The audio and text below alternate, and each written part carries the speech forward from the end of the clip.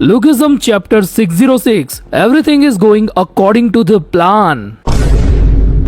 Well वो तो दिख ही रहा है कि किस लेवल की प्लानिंग है। पहले अपना काम करवाने के लिए एक बंदा हायर करो, फिर उस बंदे को कहो कि और बंदों को हायर करे, एंड देन उस बंदे को साइड पे चिल करने दो और फिर खुद ही अपना काम पेलने लग जाओ। अब सच कहूँ तो पीटीजे सेंसाई का विजन क्या है उसकी हम कल्पना भी नहीं कर सकते, लेकिन लुकिज्म के लॉयल फैंस अपनी पर्सनल पुश्तैनी भाषा में इसे बैड राइटिंग कहते हैं। घबराया हुआ बिग डैनियल काफी स्पीड में भागते हुए उस फाइटिंग स्पॉट तक पहुंच जाता है जहां पर सन्नाटा भाई उसका इंतजार कर रहे थे। और हाँ, ये पैनल को देखकर साफ पता चलता है कि बिग डैनियल को जिन्यूंग पार्क के लेवल पर ले जाने की तैयारियां शुरू हो चुकी है। इस चैप्टर के बाद हार्डकोर जेम्स ली फैंस को ऐसा लगने लगा है कि लोग उस कैरेक्टर को मेजर इकबाल की तरह ट्रीट कर रहे हैं, लेकिन ऐसा नहीं है। पब्लिक थोड़ी सी डिसअपॉइंट इसी वजह से है क्योंकि जेम्स ली जैसे बंदे को हमने आज तक इतना ज्यादा ओवर कॉन्फिडेंट नहीं देखा कि अपने सामने वाले कंप्लीट थ्रेट को वो अंडर एस्टिमेट ही कर दे। Obviously top notch high level IQ वाले बंदे से एक्सपेक्टेशन ज्यादा होती है। नो डाउट नेक्स्ट चैप्टर के अंदर वो कम बैक करेगा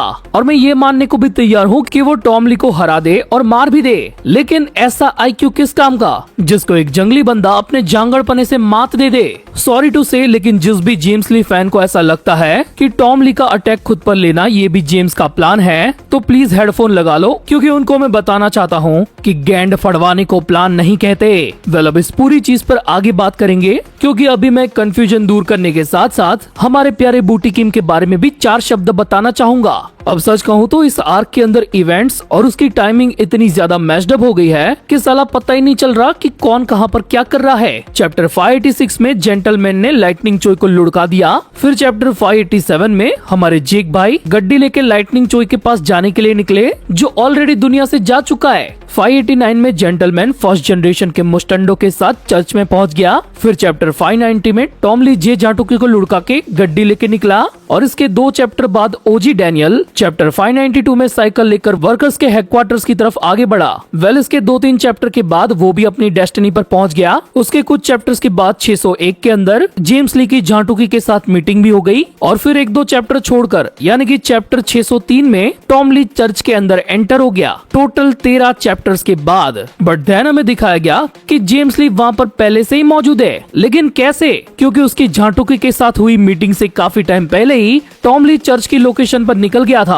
अब जब ये सारी चीजें चल रही थी ना, तब एक तरफ कीटे किम किंग ऑफ जियोलाडो वर्कर्स का हेडक्वार्टर्स वो सभी डैनियल पार्क और जिन्यूंग पार्क से निपट रहे थे। मेनवाइल जेक किम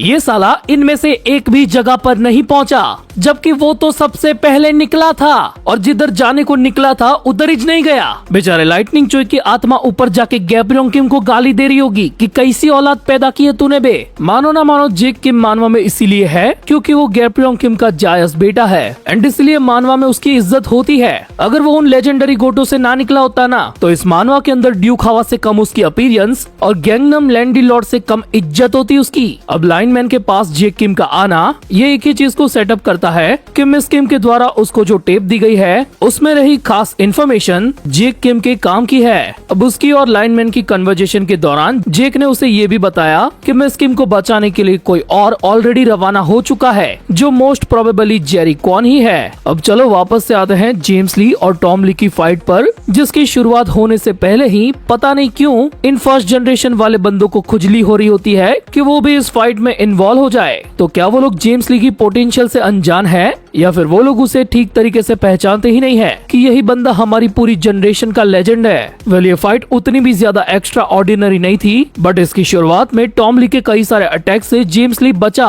इवन उसने टॉम ली पर अटैक्स भी किए, स्पीड मास्टरी और टेक्निक मास्टरी को कंबाइन भी किया, और साथ ही अपने कुछ सिग्नेचर मूव्स भी परफॉर्म किए। उसका एक आधा अटैक ऐसा नया वाला फील हुआ, और टॉम ली भी ये जानकर थोड़ा सा वरिड था कि जैसे जैसे फाइट की ड्यूरेशन बढ़ रही है, वैसे जेम्स ली भी उसके सारे अटैक्स को पढ़ पा रहा है। वेल, अब तक हमने लुकिज्म में ये बहुत सुना था कि जेम्स ली को बनाने वाला चार्ल्स चोई है, एंड ये चीज उसने ही कई बार बोली थी, बट शायद से ये पहली बार है कि जेम्स ली ने खुद से इस फाइट में ये एडमिट किया कि आज मैं जो भी हूँ, जहाँ पर भी हूँ, वो सब उसी बंदे की बदौलत है। अब इस पूरी फाइट में मुझे एक और चीज अनरियल लगी, वो थी टॉम ली के सामने जेम्स ली की काफी छोटी साइज। नहीं, मैं उसकी नहीं बल्कि ऑल ओवर बॉडी की बात कर रहा हूँ। जो शायद आप सभी ने भी नोटिस किया होगा। टॉम ली इस पूरे टाइम पर ऐसा दिखा रहा था कि उसका पूरा फोकस जेम्स के पैरों पर है। अब टॉम ली की तरफ से भी हमें फाइट में काफी अच्छी खासी परफॉर्मेंस देखने को मिली है। उसके जितने भी अटैक जेम्स ली को नहीं लगे वो सारे उस चर्च के मलबे को बिखेर रहे थे, जिससे जेम्स ली अननोइंगली एक जगह पर स्टक होता जा रहा था। इवन टॉम ली ने अपने एक सरप्राइज अटैक से उसके ईयर ड्रम्स भी इंजर्ड कर दिए थे, जिससे जेम्स ली की सेंसेस पर इफेक्ट पड़ा। एंड यहीं से फाइटिंग प्रोटेजी ने जेम्स ली को ट्रिक करना शुरू कर दिया था। टॉम ने जेम्स के फेस और लेग्स पर कई सारे अटैक्स किए, जिनसे जेम्स ली बचा और उल्टा टॉम को ही हैवी हिट्स दिए। बट तभी टॉम ली ने ये रिवील किया कि वो तो उसके पैरों के पीछे कभी था ही नहीं, उसे बस जेम्स की स्पीड को काबू करना था। एंड देन भाई ने अपने वर्जन का बेला चाउ गाते हुए अपने प्रोस्थेटिक हैंड से एक यूनिक स्किल को परफॉर्म किया, जिसके काउंटर में जेम्स ली ने अपना एक मास्टरी वाला अटैक किया एंड उसके प्रोस्थेटिक हैंड को शैटर कर दिया। तो सोचो, अगर यहाँ पर टॉम ली का असली वाला हाथ होता तो क्या उसका भी यही हाल होता।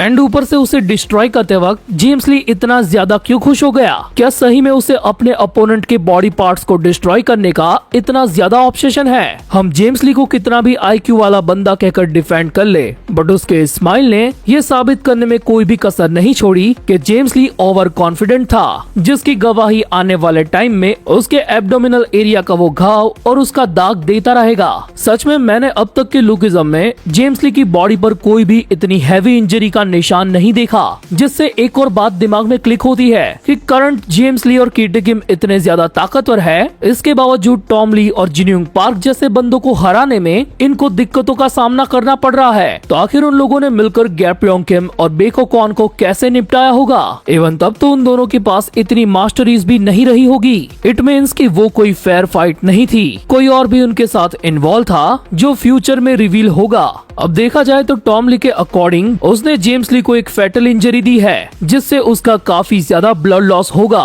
बट क्या हो कि जेम्स ली के पास अपनी भी कोई यूनिक स्किल हो या फिर कोई टेक्निक जिससे वो इस इंजरी को इंड्योर कर सके, या फिर वो खुद से ही इंड्योरेंस मास्टरी को अवेक करे। ऊपर से जेम्स ली पर सवाल ये भी उठ रहा है कि अगर वो चाहता तो अपने उस यूनिक पाथ वाली टेक्निक को टॉम ली के सामने भी यूज कर सकता था, जो उसने जैग्योना के खिलाफ की थी। लेकिन ऐसा भी तो हो सकता है ना कि उस मूव को परफॉर्म करने के लिए सराउंडिंग में उतना एरिया होना चाहिए। जेम्स ली तो एक जगह पर स्टक हो गया था, क्या पता उसने टी शर्ट के अंदर बुलेट प्रूफ भी पहना हो, जिससे इंजरी का इम्पैक्ट कम हो सकता है। एंड अगर जैसा हमने देखा कि उसे भी हैवी इंजरीज हुई है, तो इस मामले में भी मैं यही कहना चाहूंगा, इट्स गुड राइटिंग। किसी भी कहानी में ऐसी चीजें ही इम्पैक्ट क्रिएट करती है, जिससे आगे चल के OP लेवल का ऑरा फार्मिंग मोमेंट क्रिएट होता है।